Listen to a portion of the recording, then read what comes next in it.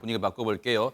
누군가 세상의 학원에 가려는 아이들에게 오싹한 제안을 했다고 하는데요. 이담 아나운서. 네, 어제 오후 3시쯤에 벌어진 일입니다. 한 50대 남성이요. 서울 중랑구의 영어 학원 주차장에서 10살짜리 초등학생 여자아이 2명에게 아이들이 참 좋아할 만한 메뉴죠. 떡볶이와 순대를 사주겠다는 제안을 합니다. 이게요. 예전 같으면 정말 뭐 우리 사회가 아이들 공부하느라 힘들까 봐 그런다 치면 요즘요. 세상이요.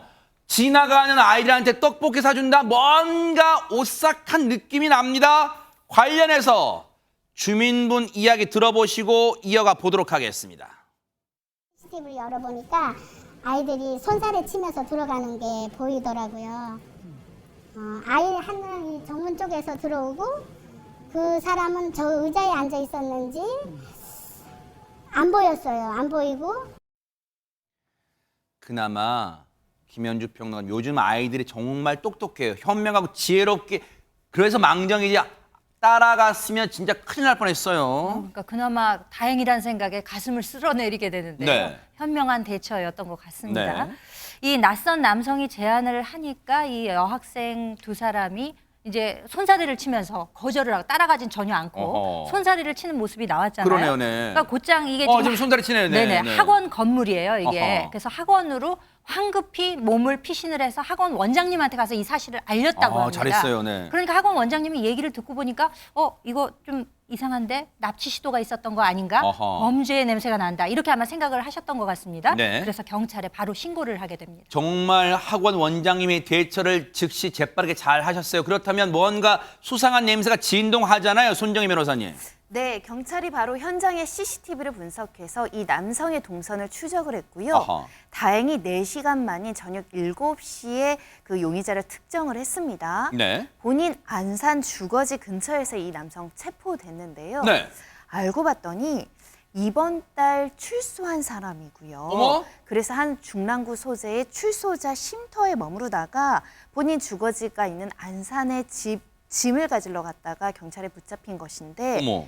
경찰은 미성년자 약취 유인 미수죄로 수사를 개시했습니다. 세상에 이달에 출소한 지 얼마 안 됐다는 거. 그러면 최준봉 교수님, 예. 대체 이 사람이 과거에 무슨 죄를 저질렀던 거예요? 그러면 성범죄입니다. 어머. 얼마나 놀라운 일입니까? 세상에. 지금 아까 그 어린 학생들을 떡볶이 사주겠다고 유인을 하고 이 내용이 그냥 넘어갈 수가 없는 거예요. 세상에. 설마 그리고요, 이 사람 알고 보니까 전과가 42범이에요. 뭐라고요? 42범. 42범? 그리고 이 사람이요, 이전에도 성인을 대상으로, 어린아이는 아니고 성인을 대상으로 해서 성범죄를 저질러서 유죄 판결이 확정돼서 신상정보 등록 대상자였어요. 네. 그러니까 성범죄 전과가 있는 사람이 아이들에게 그런 얘기를 한다? 이건 그냥 넘어갈 수 있는 문제가 아니라고 저는 그러네요. 생각해요. 그리고 이 사람이 지금 경찰이 왔네요. 신고받고. 예, 네. 맞습니다. 근데 이 사람의 해명이 더 웃겨요. 왜요? 아니, 떡볶이 사주겠다고 유인했잖아요. 네. 근데 그래서 경찰이 물어봤을 거 아니에요. 범죄 경력도 있고 성범죄 경력가 있으니까. 네. 근데 이 사람 답변은 그냥 아이들에게 사주고 싶어서 그랬다. 범행을 시도하려 했던 게 아니다. 이런 얘기를 하고 있는데 저는 고지고대로 믿을 수가 없다. 이 사람의 전과를 봤을 때도 그렇고 어린아이에게 뜬금없이 갑자기 관계도 없는데 떡볶이를 사주겠다고 하는 것도 웃기고 그 자체로도 저는 상당히 의심스러운 사람이라고 생각합니다. 근데 일단 시청자분들이 귀를 의심하시는 게 일단 이 사람이요. 잡고 봤더니 50대예요. 50대 남성인데 박성배 변호사님 어떻게 전과가 42범이나 될 수가 있어요? 나 진짜 너무 황당하네 진짜.